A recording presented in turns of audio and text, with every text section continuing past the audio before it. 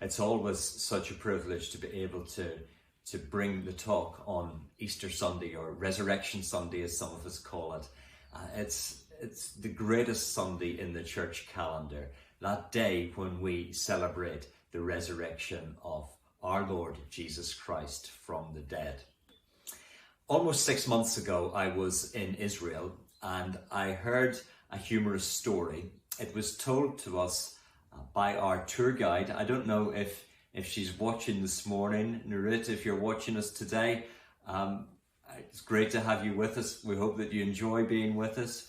But Nurit told us this story. It was a story about Joseph of Arimathea, who of course supplied the tomb for Jesus' body. And the story goes something like this. Joseph of Arimathea had supplied the tomb for Jesus' body on Good Friday. And then he returned home to his family and he told them what he had done.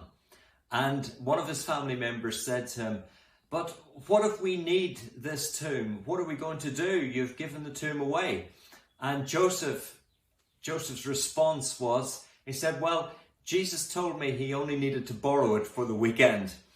I don't know if that's causing you to laugh or not, but I found it a humorous story at the time, but it actually reveals and brings home a great truth, that Jesus knew that he would rise from the dead. When he died on Good Friday, he did so in the knowledge that within 3 days, God would raise him from the dead.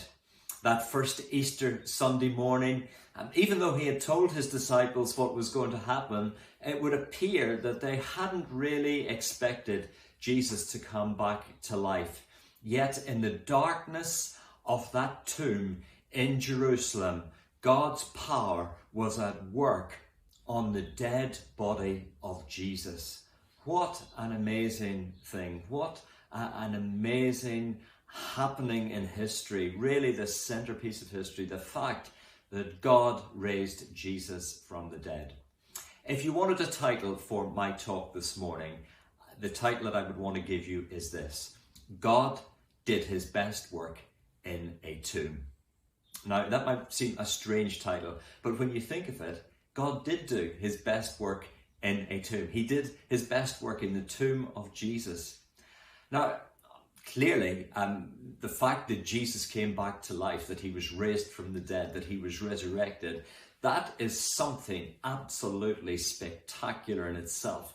That God reversed the power of death, that God defeated the power of death. In fact, in verse 24 of Acts chapter 2, we're told that death wasn't able to hold Jesus. He came back to life. He defeated death. That in itself is something to celebrate. That Jesus actually rose from the dead on Easter Sunday and is alive today.